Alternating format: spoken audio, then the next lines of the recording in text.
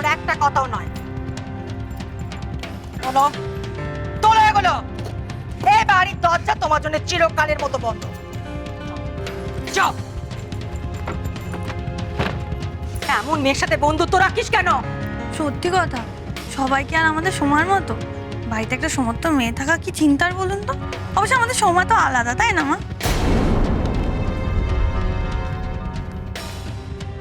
এই যে মা, সোমা যে সিদ্ধার্থকে বাস স্ট্যান্ডে পৌঁছে দিতে গেল, আপনাকে বলে গেল একটু দেরি হচ্ছে তো কি হয়েছে, ঠিক চলে আসবে, তাই না মা? সোমা তো এলো না এখনো। নিশ্চিত শ্রাবণ, একবার দেখ তো, খুঁজে দেখ দেখি সোমা এখনো। মা জানো, আর সিদ্ধার্থ মা, মা এটা তুমি কি করছিলে? ডায়নার উপর রাগটা তুমি সোমাকে দেখাচ্ছ? এই সোমা, যা ঘরে যা, যা। একটা কথা কান খুলে শুনে রাখো মা, বিয়ের আগে সিদ্ধার্থর সঙ্গে মেলামেশা চলবে না।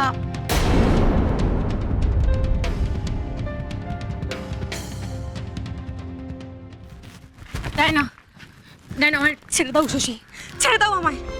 তোমরা সবাই খুব ভালো, আমি একা খারাপ, তাই তো? তুমি আমার একটা কথা শোনো। তুমি আর নতুন করে কি বলবে? কেন তোমার দেওরকে জড়াচ্ছি, তাই তো? প্লিজ শশী, তুমি, তোমার শাশুড়ি, তোমার দেওর সবাই খুব ভালো, একা আমি খারাপ, তাই তো? প্লিজ ছেড়ে দাও আমাকে, ছেড়ে দাও। ডায়না, এক সেকেন্ড। আমার শাশুড়ির কথাগুলো কঠিন হতে পারে, কিন্তু তার মনটা নরম। ওনার দেওয়া শিক্ষা এত ঠুনকো নয়। উনি কখনো মিথ্যের আশ্রয় নেননি, অন্যায়কে সাপোর্ট করেন না উনি। সেটা তো দেখতেই পেলাম শশী। উনি যদি সত্যি অন্যায়কে সাপোর্ট না করতেন, তাহলে উনি দেওয়ালকে আড়াল করতেন না। আমি যেমন আমার সন্তানকে বাঁচাতে মরিয়া হয়ে উঠেছি, তেমনি উনিও দেওয়ালকে বাঁচাতে ব্যস্ত, তবে মিথ্যের আশ্রয়। তুমি দেবলের সম্পর্কে যা বলছো তা প্রমাণ করতে পারবে? তার প্রমাণ আছে তোমার কাছে? আমার সন্তানের থেকে বড় প্রমাণ কি হয় শশী? দাঁড়াও,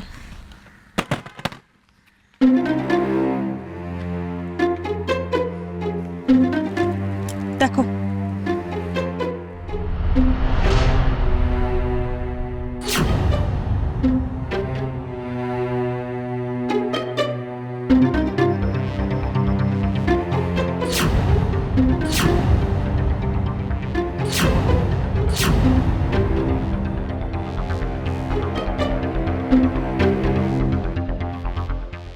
তুমি তো আমাকে চেনো, তুমি কি করে ভাবলে আমি এতটা নিচে নামতে পারি? তুমি তো এত সাধারণ নও শশী।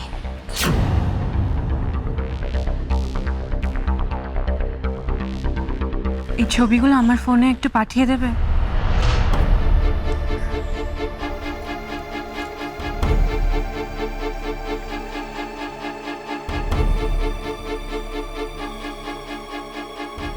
মা কেন সিদ্ধার্থের সাথে যোগাযোগ রাখতে বারণ করছে?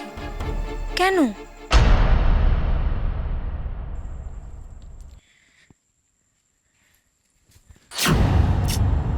কি দুঃখের কথা বলো তো, হ্যাঁ? এতদিন তোমার সিদ্ধার্থের সাথে কথা বলতে তোমায় মানা করেনি, আজকেও কি সুন্দর আদর আপ্যায়ন করলো, হঠাৎ করে পাল্টে গিয়ে গেল। কেন জানো? সব ওই না না, ওই কি জানো না, ডায়নার জন্য। ডায়নার জন্য মানে? আরে তুমি তো কেসটাই জানো না, মা তো ডায়নার রাগ তোমার উপর দিল। হ্যাঁ, কি হয়েছে জানো?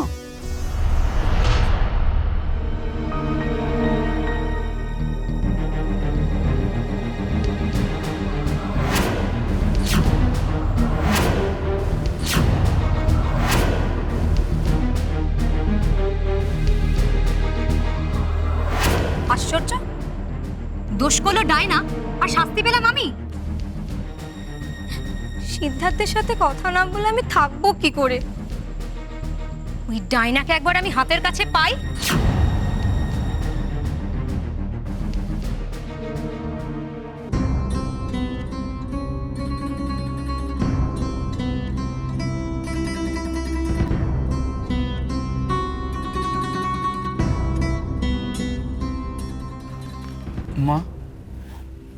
তুমি কি বিশ্বাস করো তোমার দেবল এমন কিছু করতে পারে? মা, আমার শরীরে তোমার রক্ত বইছে মা, আমি কি করে এতটা নিচে নেমে যেতে পারবো বলো? বলো মা। মা, আমি মানছি আমার অনেক দোষ থাকতে পারে, অনেক, কিন্তু কিন্তু তাই বলে খালি নাটক, কেউ গুল দিচ্ছে না।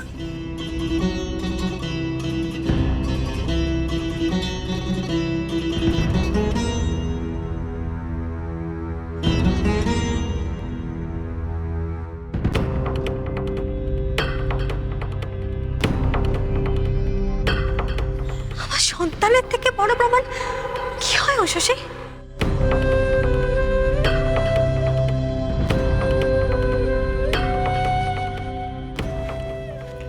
মা, একটা মেয়ে যখন জোর গলায় দেবলকে দোষারোপ করছে, তখন সে তো এমনি এমনি আর করছে না, তার কাছে নিশ্চয়ই কোনো প্রমাণ আছে। তুমি কি বলতে চাইছো? দেবল নিচে কথা কইছে? না মা, কে সত্যি বলছে কে মিথ্যে বলছে সেটা জানার একটা উপায় আছে।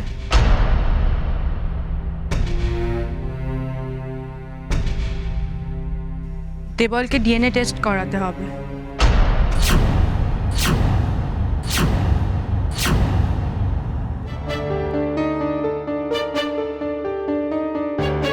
কি টেস্ট? কি কি কি বলছো কি বড় বৌদি? হ্যাঁ, তুমি আমাকে সন্দেহ করছো, মানে মায়ের দেওয়া সমস্ত শিক্ষাকে অপমান করছো, মাকে অপমান করছো? তুমি ভয় কেন পাচ্ছ ডিএনএ টেস্ট করাতে? সেটা কি টেস্ট?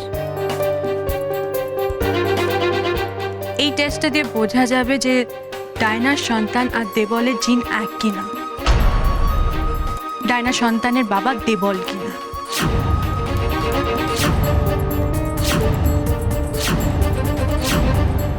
চুপ, একদম চুপ বড় মামা। লজ্জা শরমের পাট বালায় নেই গো, নিচে এখন অব্দি মাপ পেল না, সব পুঁতি জেনে বসে আছে। কোনো টেস্ট হবে না।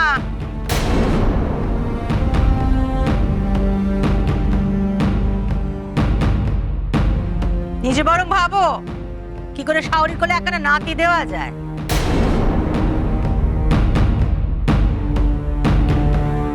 ভবানী কখনো কারো কথা শুনে জীবন কাটায়নি, আর দেবলের বেলায় আমি তা হতেও দেব না। দেবলের পরীক্ষা আমি করাবো।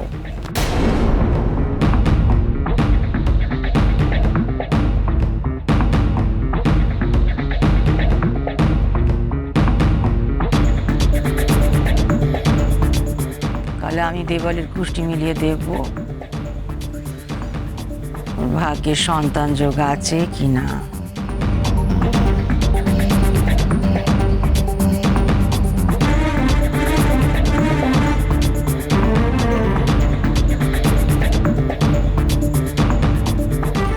ডিএনএ টেস্টটা তো আটকানো গেছে এখন।